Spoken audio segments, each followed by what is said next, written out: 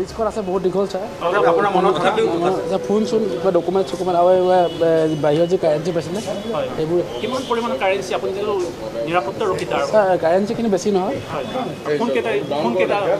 phone তেখেতৰ 3টামান phone আছিলে আৰু কিবা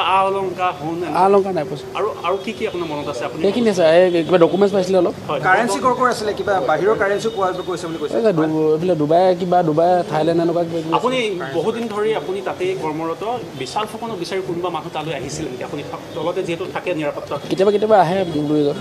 আহে মানুহ আহে কিবা কয় নেকি আপোনালোক কিবা জনাই আপোনাক সোধে কিবা বিশেষ নোতে আছে নেকি সোধে নাই বুলি ক'লে মানে গুচি যায় তেওঁ বহুত দিন ধৰি ব্যৱসায় কৰি আছে এই ব্যৱসায়টো কিমান দিনৰ পৰা কৰি আছে ছাৰ সেইটো গম নাপাওঁ ছাৰ কিমান নাপায় মানে কিমান দিনৰ পৰা আছে মই আজি 2.5 বছৰমান হ'ল তাত কেতিয়াবা কৰি আছে মই কৈ আছোঁ ছাৰ তেখেতে কি কৰি আছে কিবা কেতিয়াবা কৈছে গম নাপাওঁ কালি আৰক্ষী কেতিয়া গৈছিলে কালি কেইটা বজাত গৈছিলে আৰক্ষী 11মান বজাত গৈছিলে দিনৰ 11মান বজাতে গৈছিলে ছাৰ কিমান সময় থাকিলে ৰাতি ছাৰ বেছি টাইম হ'ল ভালেমান টাইম হ'ল আৰু কেতিয়া লৈ আহিলে বিশাল ফুকনক ইয়ালৈ কেতিয়া দিলে সেই তেতিয়াই আনিছিলে 11 যুৱকক আনিছে যুৱকজন কোন বাৰু জানে ছাৰ আৰু বাছত কাক আনিলে মই গম নাপাওঁ ছাৰ মই তেতিয়ালৈকে আছিলোঁ যেতিয়ালৈকে সেইখিনি কাম কৰি থাকোঁতে বিপ্লৱ হাজৰিকা ক'ত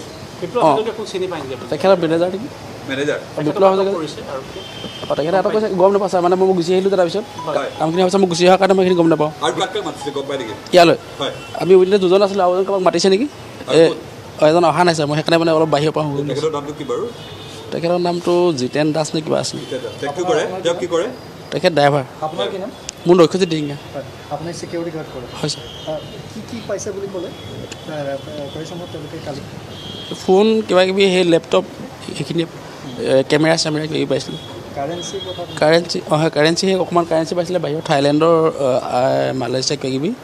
সেইকেইটা কিমান মানুহ আহে বুলি আপুনি কৈছিলে মানে তেওঁ বিচাৰি কিমান মানুহ আহে এইকেইদিন মানে যদি ৰিচেণ্ট চাওঁ মানে তেতিয়া বেছিকেইজন মানুহ অহা নাছিলে এজন এনেকৈ আহি আছিলে মাজে মাজে অভিনেত্ৰী চুমি বৰাক আপুনি চিনি পায় তাইলৈ আহে চুমি বৰা আহে নেকি ফ্লেটলৈ এতিয়া বৰ্তমান অহা নাই বহুত দিনৰ আগতে আহিছিলে চুমি বৰা কিমান দিনৰ পৰা তালৈ অহা যোৱা কৰে যেতিয়াৰ পৰা বিশাল ফুকন থাকিছিলে তেতিয়াৰ পৰাই অহা যোৱা আছিল সেই ফ্লেটটোত চুমি বৰা ককায়েকবোৰ থাকে নেকি আপুনি নাথাকে ঠিক আছে পাপৰি এয়া আছিল প্ৰভাঞ্জলি এপাৰ্টমেণ্টৰ নিৰাপত্তাৰ ব্যৱস্থাত থকা এজন যুৱক আৰু তেওঁক যিহেতু ইয়ালৈ মাতি পঠোৱা হৈছিল তেওঁ স্পষ্টকৈ কৈছে যে বিশাল ফুকনৰ যিটো ফ্লেট সেই ফ্লেটলৈ চুমি বৰাৰ সঘন আহ যাহ যেতিয়াৰ পৰা বিশাল ফুকন আছে তেওঁ কৈছে যে মই 2.5 বছৰৰ পৰা তাত আছোঁ অৰ্থাৎ 2.5 বছৰৰ পৰা তেওঁ চুমি বৰাক তালৈ অহা যোৱা কৰি থকা দেখিছে আৰু তেওঁলোকৰ যিটো এটা সম্পৰ্ক সেই সম্পৰ্কটোৰ কথা কৈছে আৰু আটাইতকৈ ডাঙৰ কথা হৈছে যে তাত যিকেইটা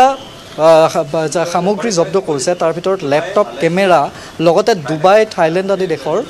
কাৰেঞ্চি তাত তেওঁলোকে উদ্ধাৰ কৰিছে বুলি কৈছে আৰক্ষী এতিয়ালৈকে আনুষ্ঠানিকভাৱে কোনো কথা বতৰা আমাৰ আগত কোৱা নাই কিন্তু সেই যিসমূহ লেপটপ সেই যিসমূহ তাত ছিষ্টেম তাত পাইছে যিসমূহ সামগ্ৰী পাইছে সেই সামগ্ৰীসমূহত উল্লেখ আছে যে গোটেই ডাটাখিনি অৰ্থাৎ তেওঁ ক'ৰ পৰা ধন লৈছিল কাক ক'ত বিনিয়োগ কৰিছিল ক'ত বিনিয়োগ কৰিছিল আৰু কাৰ পৰা ধন লৈ তেওঁ এগ্ৰিমেণ্ট কৰিছিল এই গোটেই কথাখিনি তেওঁ তাত উল্লেখ আছে আৰু বিশেষকৈ এগ্ৰিমেণ্ট যিসমূহ পেপাৰ্ছ লাভ কৰিছে এগ্ৰিমেণ্ট পেপাৰসমূহত তাত কিন্তু স্পষ্টকৈ লিখা আছে যে কাৰ সৈতে তেওঁ এগ্ৰিমেণ্ট কৰি 3 মাহৰ বাবে তেওঁ টকা লয় বেছি ডিউৰেশ্যন তেওঁ নলয় তেওঁ 3 মাহৰ বাবে টকা লয় অৰ্থাৎ আপুনি যদি 10 লাখ টকাত হয় তেতিয়াহ'লে আপুনি 3 মাহত পাব 30 লাখ টকা সেইটোৱে হৈছে হিচাপ আৰু তেওঁ ফেচবুকত তাৰেই এটা স্পষ্টীকৰণ দিছিল বিশাল ফুকনে যে সেয়া হেনো বৈধ সেয়া তেওঁ নিজৰ একাউণ্টৰ পৰা তেওঁ অনলাইন মাৰ্কেটিং কৰে অনলাইন ট্ৰেডিং কৰে আৰু তেওঁ ডিমেট একাউণ্টৰ পৰা তেওঁ ট্ৰেডিং কৰে বেলেগৰ ধন তাত তেওঁ ব্যৱহাৰ নকৰে কিন্তু যদি তেওঁ অনলাইন ট্ৰেডিঙত ব্যৱহাৰ নকৰে তেতিয়াহ'লে এই বিশাল যি ধন এই ধনৰাশি তেওঁ ক'ত ব্যৱহাৰ কৰে শ কোটি টকা যে তেওঁ উপাৰ্জন কৰে এই টকাখিনি তেওঁ ক'ত খটুৱায় এতিয়া প্ৰসংগ আহিলে যে চুমি বৰা পলাতক আপুনি ইতিমধ্যে উল্লেখ কৰিছে চুমি বৰা যোৱা নিশাৰ পৰা মোবাইল ছুইচ অফ কৰি তেওঁ পলাতক কিয় পলাবলগীয়া হৈছে চুমি বৰাক লৈ বাৰে চৰ্চা কিয় হৈছে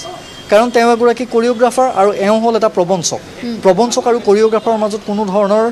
আনুষ্ঠানিকভাৱে টেকনিকেলি কোনো ধৰণৰ সম্পৰ্ক থাকিবই নোৱাৰে কাৰণ এফালে হৈছে সাংস্কৃতিক এখন ক্ষেত্ৰ আৰু আনফালে হৈছে অৰ্থনৈতিক এখন ক্ষেত্ৰ কিন্তু তাৰ মাজত সম্পৰ্কটো হ'ল যে এওঁলোকে পাতি লোৱা বায়েক আৰু ভায়েক আৰু সেইবাবেই বিশাল ফুকনে ডেষ্টিনেশ্যন যি ৱেডিং আছিল ৰাজস্থানৰ উদয়পুৰত সেই উদয়পুৰত অৰ্থাৎ সুমি বৰাৰ ডেষ্টিনেশ্যন ৱেডিঙত প্ৰায় 10 পৰা 15 কোটি টকা বিশাল ফুকনে খৰচ কৰা বুলি আৰক্ষীৰ হাতত ইতিমধ্যে তথ্য আহিছে আৰু তাত তেওঁ যি ব্যয়বহুল কাৰবাৰ ব্যয়বহুল যিসমূহ তাত ব্যৱস্থাপনা সেই ব্যৱস্থাপনা দেখি সকলোৰে চকু কপালত উঠিছে যে আজি দশক ধৰি যিসকল শিল্পীয়ে চলচ্চিত্ৰত কাম কৰি থকা অভিনেতা অভিনেত্ৰী আজি যিসকলে কাম কৰি আছে আজিলৈকে অসমৰ কোনো শিল্পীয়ে তেনেধৰণে ডেষ্টিনেশ্যন ৱেডিঙত পতা বা ডেষ্টিনেশ্যন ৱেডিং পতা বা ডেষ্টিনেশ্যন ৱেডিঙৰ নামত আগৰ পৰা যদি আপুনি চাই হেয়া লাগিলে প্ৰি ৱেডিং হওক বিয়াৰ হৈ গ'ল বিয়াৰ পাছৰ পৰা কিমান বাৰ ফৰেন ট্ৰিপত গৈছে সেয়া হয়তো ফটোবোৰ চালে গম পাব এতিয়াহে যিবোৰ ফটো আছিল সেই ফটোবোৰ ইতিমধ্যে সুমি বৰাই ডিলিট কৰা আৰম্ভ কৰিছে তাৰপাছত মোবাইল অফ তাৰপাছত মানুহজনীও এতিয়া বিচাৰি পাবলৈ নাই গতিকে কোনখিনিত আপুনি স্পষ্ট নহ'ব যে সেই সকলোবোৰ বিশাল ফুকনৰে টকা আছিল নিশ্চিতভাৱে পাপৰি কাৰণ এই মন গ'লেই ডুবাইলৈ যোৱা সুমি বৰা এই মন গ'লেই ছিংগাপুৰলৈ যোৱা সুমি বৰা ফৰেন ট্ৰিপত অনবৰতে থকা সুমি বৰা গতিকে এইগৰাকী সুমি বৰাৰ আজিলৈকে সৎ সাহস কিয় নহ'ল যে তেওঁ বিশাল ফুকনৰ সৈতে জড়িত নহয় বুলি এটা ফেচবুকত হ'লেও স্পষ্টীকৰণ দিবলৈ বা তেওঁ অন কেমেৰা কোনোবা সংবাদ মাধ্যমৰ সন্মুখত আহি অন কেমেৰা সুমি বৰাই ক'বলৈ কিয় সাহস কৰা নাই যে তেওঁ বিশাল ফুকনৰ সৈতে এই যিটো ব্যৱসায় এই যিটো অবৈধ অৰ্থনৈতিক অপৰাধ এই অৰ্থনৈতিক অপৰাধটোত জড়িত নহয় এই কথাবোৰৰ পৰা সন্দেহ বেছি ঘনীভূত হৈছে আৰু সেইবাবে সুমি বৰাই এক প্ৰকাৰ মোবাইল ফোন অফ কৰি এতিয়া পলাবলগীয়া এটা অৱস্থা হৈছে আৰু বাৰে বাৰে আমালৈ ফোন আহিছে যেতিয়া আমি প্ৰথমতে কেইকোটিমান বুলি কৈছিলোঁ তেতিয়া বাৰে বাৰে আমালৈ ফোন আহি একাংশই কৈছে যে কেইকোটিমান নহয় প্ৰায় 15 কোটিমান টকাৰ এটা গোটেই প্ৰক্ৰিয়া 10 পৰা 15 কোটি টকাৰ এই প্ৰক্ৰিয়াটোত তাত খৰচ হৈছে তাত একোখন হোটেলৰ ভাড়া 1 লাখৰ টকা এটা ৰুমত 1 লাখ টকা পৰ্যন্ত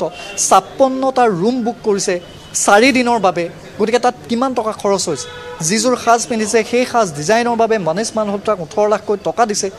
গতিকে কিমান ব্যয়বহুলভাৱে তেনেধৰণে খৰচ কৰিছে সেই ডেষ্টিনেশ্যন ৱেডিং প্ৰি ৱেডিং ফটোশ্বুটৰ কথা নকলোৱেই ডুবাইলৈ যোৱাৰ কথা নকলোৱেই তাৰপিছত যেতিয়া আপোনাৰ বিৰুদ্ধে অভিযোগখিনি উঠিছে তেতিয়াহ'লে সুমি বৰা আপুনি কিয় এই পৰ্যন্ত মুখ খুলিবলৈ আপুনি কিয় বিশাল ফুকনৰ সৈতে কোনো ধৰণৰ সম্পৰ্ক নাই বুলি ক'বলৈ আপুনি কিয় আপোনাৰ সাহস হোৱা নাই আৰু এই মুহূৰ্তত আপুনি কিয় পলায়ন কৰিবলগীয়া হৈছে কিয় আপুনি বিশালৰ সৈতে থকা ফটো